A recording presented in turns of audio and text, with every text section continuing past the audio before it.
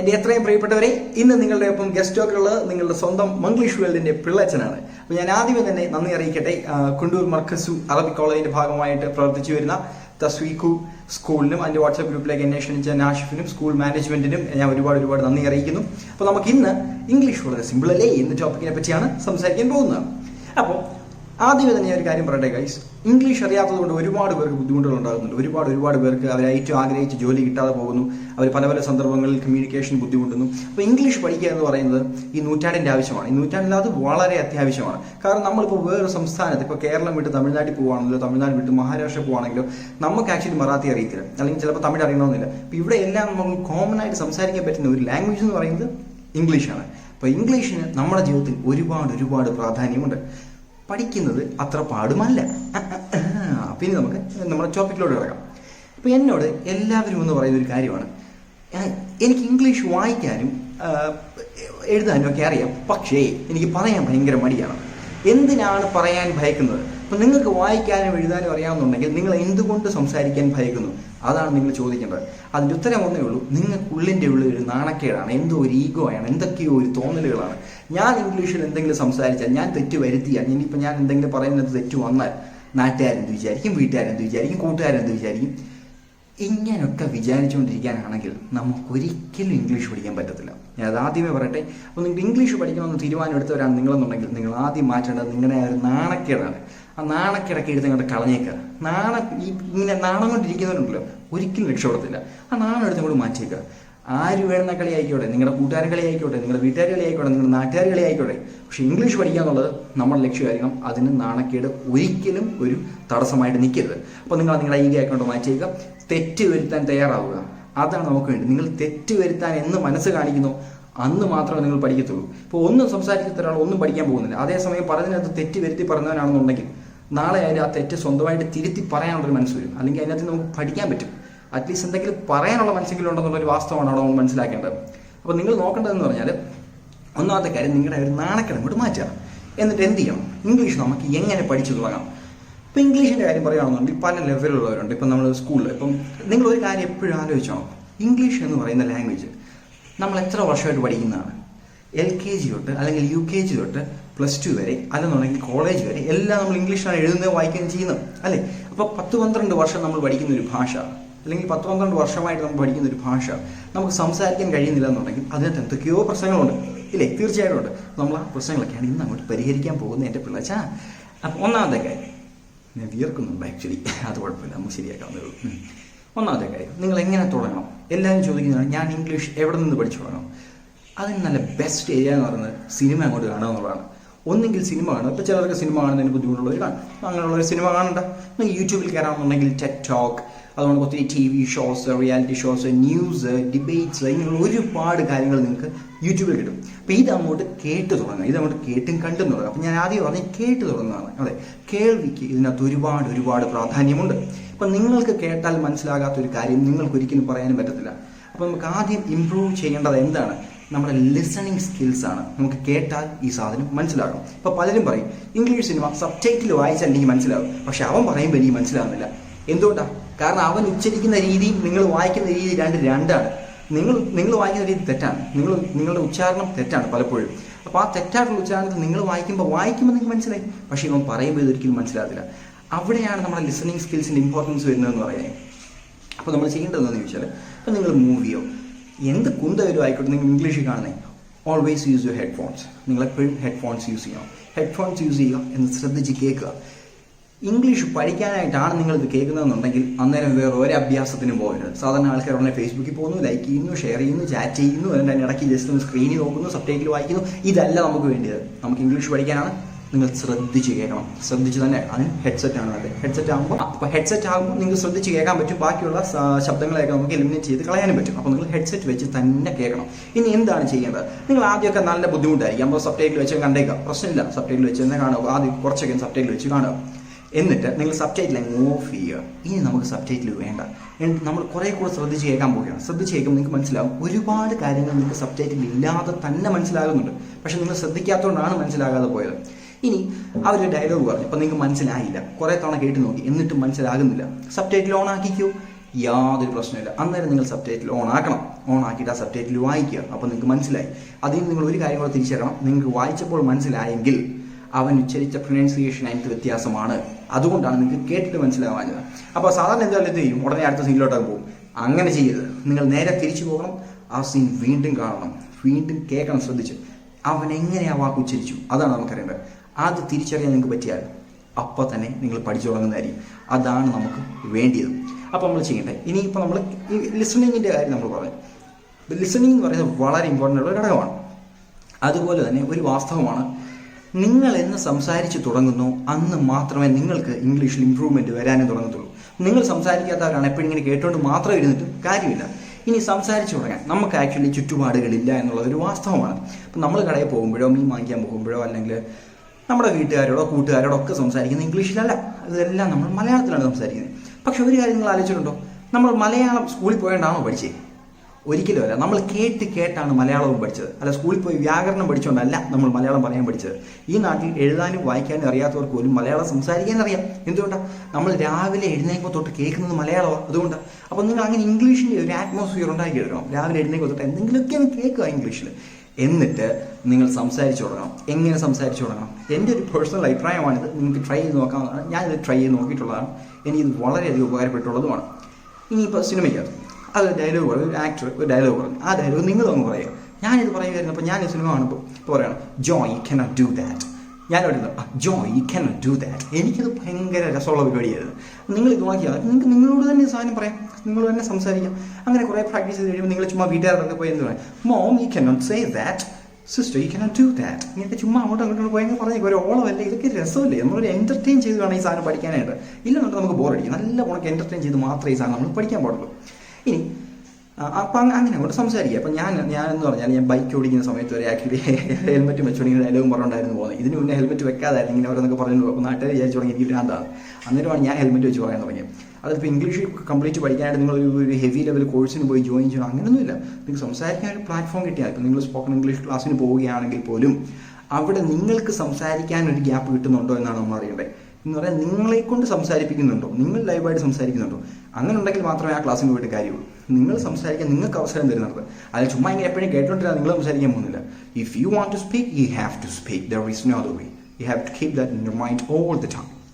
അപ്പം ഇനി വേറെ കാര്യം, അപ്പോൾ അങ്ങനെ നിങ്ങൾ സംസാരിച്ചു തുടങ്ങും. അപ്പോൾ ഈ ഡയലോഗ് നിങ്ങൾ പല സീനുകളിലെ ബേസ് ചെയ്തുള്ള ഡയലോഗുകളൊക്കെ നിങ്ങൾ പറഞ്ഞു തുടങ്ങും. ഇതൊക്കെ ടൈം കൺസ്യൂമിംഗ് ആണ്. ഇതൊന്നും ഇന്നോ നാളെ കൊണ്ട് പെട്ടെന്ന് നമുക്ക് മലർത്തി കളയാൻ നടക്കുന്ന പരിപാടിയൊന്നുമല്ല. ഇതൊക്കെ ടൈം കൺസ്യൂമിംഗ് ആണ്. കുറച്ച് ക്ഷമയൊക്കെ വേണം. അപ്പോൾ എൻ്റർടൈൻ ചെയ്യുക, അങ്ങനെ അങ്ങോട്ട് കേൾക്കുക, എന്നിട്ട് അങ്ങോട്ട് പറയുക. അപ്പോൾ അങ്ങോട്ട് ശരിയാവും. ഇനി അടുത്തൊരു കാര്യം എന്ന് പറഞ്ഞാൽ ഗ്രാമർ എന്ന് പറയുന്നത് ഒരു വലിയ വിഷയമാണ് ഒരുപാട് പേർക്ക്. ഞാൻ പറയുകയാണ്, ഗ്രാമർ വളരെ സിമ്പിളാണ്. പക്ഷെ നിങ്ങളത് കോംപ്ലിക്കേറ്റഡ് ആക്കുകയാണ് ചെയ്യുന്നത്.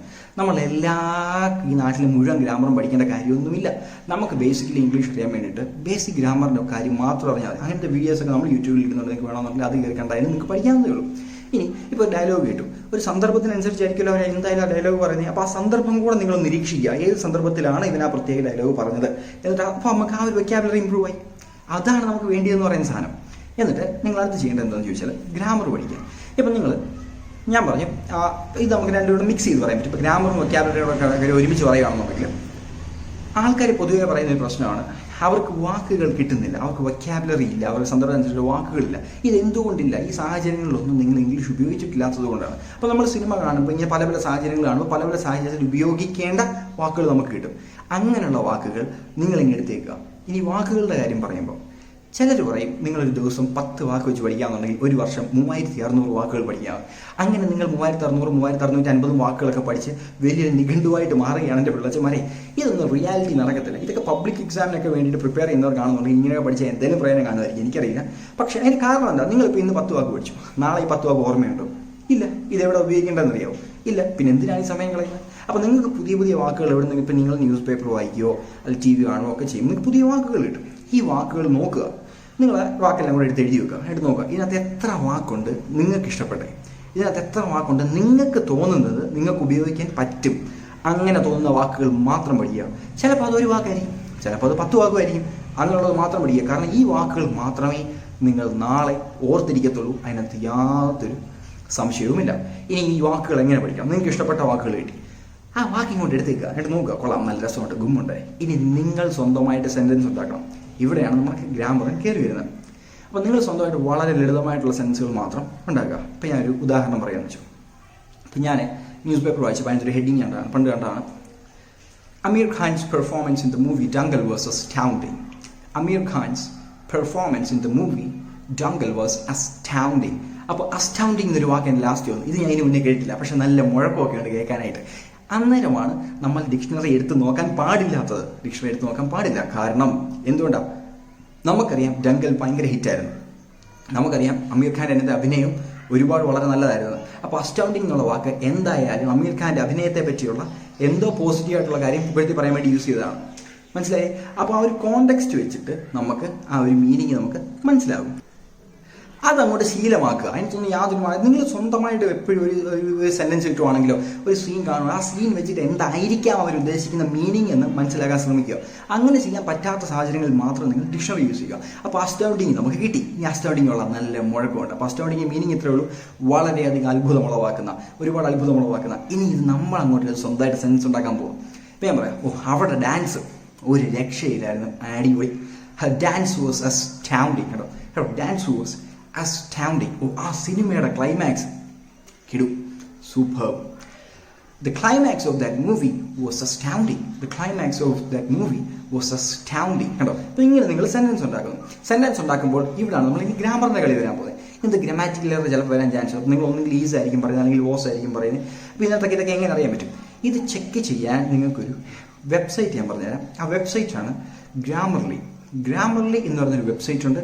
ഫ്രീ വെബ്സൈറ്റ് ആണ്. അതിന് പെയ്ഡ് വേർഷൻ വാങ്ങിക്കേണ്ട കാര്യമില്ല. പക്ഷെ നിങ്ങൾ മൊബൈൽ ഫോണിൽ കൂടെ നേരെ കയറുകയാണെന്നുണ്ടെങ്കിൽ അവർ പെയ്ഡിൻ്റെ ആയിരിക്കും ചോദിക്കുന്നത്. അന്നേരം എന്തോ ചെയ്യണമെന്ന് വെച്ചാൽ മൊബൈൽ ഫോൺ റൈറ്റിൽ 3 dots ഉണ്ടല്ലോ, അവിടെ ക്ലിക്ക് ചെയ്യാമെന്നുണ്ടെങ്കിൽ ഓപ്പൺ ഡെസ്ക്ടോപ്പ് വ്യൂ ഉണ്ട്. ഡെസ്ക്ടോപ്പ് വ്യൂ ഓപ്പൺ ആക്കാമെന്നുണ്ടെങ്കിൽ നിങ്ങൾക്ക് കയറാൻ പറ്റും. അല്ലെങ്കിൽ നിങ്ങൾ ലാപ്പിലൂടെ നിങ്ങളുടെ PC-യിലൂടെ കയറാമെന്നുണ്ടെങ്കിൽ പറ്റും. അവിടെ നിങ്ങൾ ചെയ്യേണ്ട ഇത്രയേ ഉള്ളൂ. നിങ്ങൾ ഉണ്ടാക്കുന്ന സെൻറ്റൻസ് അടിച്ചു കൊടുക്കുക. അടിച്ചു കൊടുക്കുമ്പോൾ അവർ പറയും അതിനകത്ത് ഗ്രാമാറ്റിക്കൽ എറർ ഉണ്ടോ ഇല്ലയോ എന്ന്. അപ്പോൾ അതിൻ്റെ ഗ്രാമാറ്റിക്കൽ എറർ ഉണ്ടെങ്കിൽ അവരുടെ സൈഡിൽ കാണിക്കുക. അപ്പോൾ നിങ്ങൾക്ക് അത് അനലൈസ് ചെയ്യാം. നിങ്ങൾ തന്നെ അനലൈസ് ചെയ്യണം എന്താണ് അവിടുത്തെ എറർ. അപ്പോൾ നിങ്ങൾക്ക് കുറേയൊക്കെ തന്നെ പഠിക്കാൻ പറ്റും. അപ്പോൾ നമ്മളെപ്പോഴും തന്നെ പഠിക്കുന്ന കാര്യങ്ങളായിരിക്കും എപ്പോഴും കൂടുതൽ നാൾ ഓർത്തിരിക്കാൻ നോക്കുന്നത്. അപ്പോൾ നിങ്ങൾ കുറേയൊക്കെ തന്നെ പഠിക്കാൻ എപ്പോഴും നമ്മൾ ശ്രമിക്കണം. അപ്പോൾ ഈ ഗ്രാമറിൽ എന്ന് പറയുന്ന വെബ്സൈറ്റിൻ്റെ കാര്യങ്ങൾ മറക്കണ്ട. പിന്നെ യൂട്യൂബ് നല്ല കോംപ്ലിക്കേറ്റുള്ള ഗ്രാമർ ടോപ്പിക്സൊക്കെ ആക്ച്വലി നമ്മുടെ യൂട്യൂബ് ചാനൽ മംഗ്ലീഷ് വേൾഡിൽ ഇട്ടിട്ടുണ്ട്. നിങ്ങൾക്ക് അത് കാണാമെന്നുണ്ടെങ്കിൽ തന്നെ നല്ല രീതിയിൽ പെട്ടെന്ന് മനസ്സിലാവും. ഇപ്പോൾ ഹാസ് ബീൻ ആയാലും ഹാവ് ബീൻ ആയാലും വുഡ് ഹാവ് ഷുഡ് ഹാവ് ഇങ്ങനെയൊക്കെയുള്ള കാര്യങ്ങളൊക്കെ മനസ്സിലാക്കാൻ ആൾക്കാർ കുറച്ച് ബുദ്ധിമുട്ടാണ്. അതൊക്കെ വളരെ ലളിതമായി നമ്മുടെ ചാനലിൽ നിങ്ങൾക്ക് അത് കണ്ടാൽ അതിൻ്റെ ആവശ്യമുള്ളൂ. ഇനി അപ്പോൾ ഗ്രാമറിൻ്റെ പ്രശ്നം കഴിഞ്ഞ് ഇനിയാണ് പ്രൊനൗൺസിയേഷൻ വളരെ ഇമ്പോർട്ടൻ്റ് ആണ്. ഞാൻ ആദ്യമേ ഇതിൻ്റെ കാര്യം പറഞ്ഞിരുന്നു. കാരണം നമ്മൾ വായിക്കുന്നതല്ല അവർ പറയുന്നതാണ്. ഈ പ്രൊനൗൺസിയേഷൻ്റെ കാര്യം വരുമ്പോൾ ഒരുപാട് പേര് മുന്നോട്ട് മാറും. ഈവൻ ഇംഗ്ലീഷ് കുറച്ചൊക്കെ സംസാരിക്കാൻ അറിയാവുന്നവർ പോലും ഉച്ചാരണത്തിൻ്റെ കാര്യം വരുമ്പോൾ അവർ മുന്നോട്ടൊക്കെ മാറുകയാണ്. കാരണം അവർക്കൊരു നാണക്കേടാണ് എന്ന് പറഞ്ഞാൽ അവരെന്ത് കളിയാക്കും, കൂട്ടുകാർ കളിയാക്കും. ഇപ്പോൾ പിസ എന്നായിരിക്കും ഇവിടെ എല്ലാവരും പറയുന്നത്. പിസ്സ എന്ന് പറയുന്നത് അവർക്കൊരു മടിയാണ്. എന്തിനു മടിക്കണം? എന്ത് കാര്യത്തിന് മടിക്കണം? ഇംഗ്ലീഷ് എന്ന് പറയുന്നത് നമ്മുടെ ലാംഗ്വേജാണ്? ഒരിക്കലുമല്ല, വേറെ ലാംഗ്വേജാണ്. ഇപ്പോൾ ഈ മലയാളികൾ തന്നെ കേരളത്തിന് വെളിയിലോട്ട് പോകുമ്പോൾ പല വാക്കുകൾ തെറ്റായിട്ട് ഉച്ചരിക്കുന്നതിനെ കളിയാക്കാറില്ല ആൾക്കാരെ ഉണ്ട്. പിന്നെ എന്തിനാണ് കാണിക്കുന്നത്? അപ്പോൾ നമ്മൾ അങ്ങോട്ട് പ്രൊനൗൺസിയേഷൻ ഇമ്പ്രൂവ് ആവുക.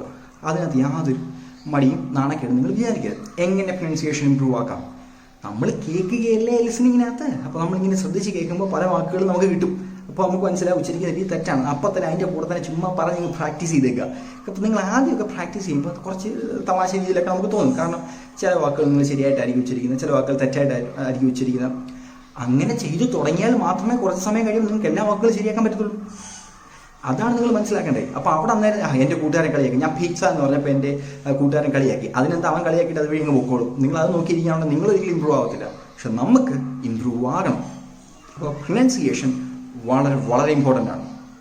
നിങ്ങൾ മനസ്സിലാക്കേണ്ട കാര്യം ഒന്ന് ഗ്രാമറിൻ്റെ കാര്യം. നിങ്ങൾക്ക് ഗ്രാമറിൽ യൂസ് ചെയ്യാൻ ചെക്ക് ചെയ്യാനായിട്ട് പിന്നെ എങ്ങനെ പഠിച്ചു തുടങ്ങണം, എങ്ങനെ ഡയലോഗ് പറഞ്ഞു തുടങ്ങണം, നിങ്ങൾ ശ്രദ്ധിച്ച് കേട്ട് തുടങ്ങണം. അപ്പോൾ ആണെന്നുണ്ടെങ്കിൽ നിങ്ങൾക്ക് തീർച്ചയായിട്ടും ഇത് ഇമ്പ്രൂവ് ചെയ്യാൻ പറ്റുന്നതായിരിക്കും. ഇനി അത് മാത്രമല്ല ഒരു കാര്യം എന്ന് പറഞ്ഞാൽ ഇപ്പോൾ ഇംഗ്ലീഷ് പഠിച്ചാലുള്ള ഗുണം എന്താണെന്ന് നിങ്ങൾക്ക് എല്ലാവർക്കും അറിയാമായിരിക്കുമല്ലോ. ഒരുപാട് ഇപ്പം തന്നെ ലോകത്ത് ഒരുപാട് പേരാണ് വിദേശ രാജ്യങ്ങളിൽ പോയി പഠിക്കുന്നത്. അവർക്കൊക്കെ അവിടെ ഒരുപാട് ബുദ്ധിമുട്ടുകൾ നേരിടുന്നുണ്ട്. കാരണം അവർ ഇംഗ്ലീഷിൻ്റെ ഇത് വെച്ചിട്ട് തന്നെ. മാത്രമല്ല നിങ്ങളൊന്ന് ആലോചിച്ച് നോക്കി, നമ്മുടെ ഈ ഒരു രാജ്യത്ത് തന്നെ വേറൊരു സംസ്ഥാനത്ത് പോയാൽ നമുക്ക് ഇംഗ്ലീഷ് വേണ്ടി വരത്തില്ലേ? കോൾ സെൻറ്ററിൽ ആൾക്കാർ ജോലി ചെയ്യുന്നു, കൂടുതൽ ആൾക്കാർ ഇംഗ്ലീഷിലല്ലേ സംസാരിക്കുന്നത്. അപ്പോൾ ഇംഗ്ലീഷ് സംസാരിക്കാൻ അറിയാം എന്നൊരൊറ്റ ക്വാളിറ്റി ഉണ്ടെങ്കിൽ തന്നെ, ആ ഒരൊറ്റ ക്വാളിഫിക്കേഷൻ ഉണ്ടെങ്കിൽ തന്നെ നിങ്ങൾക്ക് എന്തെങ്കിലും ഒരു ജോലി ഉറപ്പായിട്ട് കിട്ടും. നല്ല രീതിയിൽ നിങ്ങൾക്ക് പെർഫോം ചെയ്യാനും പറ്റും. അപ്പോൾ ഇംഗ്ലീഷ് നമ്മൾ ഇങ്ങനെയൊക്കെയാണ് പഠിക്കുന്നത്. നമ്മൾ സ്വന്തമായിട്ട് പറഞ്ഞ് തെറ്റൊക്കെ നമ്മൾ തന്നെ തിരുത്തി, അല്ലെങ്കിൽ ആരുടെയെങ്കിലും ചോദിച്ച്, അല്ലെങ്കിൽ നമ്മൾ ക്ലാസ്സിന് അറ്റൻഡ് ചെയ്യുമ്പോൾ നിങ്ങൾ എപ്പോഴും ശ്രദ്ധിക്കുക. നിങ്ങൾ ഏത് ഇപ്പോൾ ഓൺലൈൻ ആയാലും കൊള്ളാം, ഓഫ്ലൈൻ ആയാലും കൊള്ളാം, നിങ്ങൾ ഇൻസ്റ്റിറ്റ്യൂട്ടിൽ പോയി പഠിക്കാൻ കൊള്ളാം, നിങ്ങളെ കൊണ്ട് സംസാരിപ്പിക്കുക എന്ന് പറഞ്ഞാൽ നിങ്ങൾക്ക് 1 മണിക്കൂറെങ്കിലും 1 മണിക്കൂർ മിനിമം ഒരു 15 മിനിറ്റെങ്കിലും നിങ്ങളെ കൊണ്ട് സംസാരിപ്പിക്കുന്നുണ്ടോ നോക്കണം. നിങ്ങളെ കൊണ്ട് സംസാരിക്കുന്നുണ്ടെങ്കിൽ ആ ഇൻസ്റ്റിറ്റ്യൂട്ടിൽ മാത്രമേ നിങ്ങൾ പോകാവൂ, അല്ലെങ്കിൽ ആ ഓൺലൈൻ കോഴ്സിന് മാത്രമേ നിങ്ങൾ ചേരാവൂ. അല്ല, നിങ്ങളെ കൊണ്ട് സംസാരിപ്പിക്കാത്ത, നിങ്ങളിങ്ങനെ കേട്ടോണ്ട് മാത്രം ഇരിക്കുന്ന ഒരു ക്ലാസ്സുകളിൽ നിങ്ങൾ ചേർന്ന് വെറുതെ പൈസ കളയരുത്. കാരണം ഇത് കേട്ടോണ്ടിരിക്കാന്നുള്ളൂ. അങ്ങനെ കേട്ടോണ്ടിരിക്കാന്നുണ്ടെങ്കിൽ നിങ്ങൾക്ക് യൂട്യൂബിൽ പോയി വീഡിയോ കണ്ടാൽ മതി.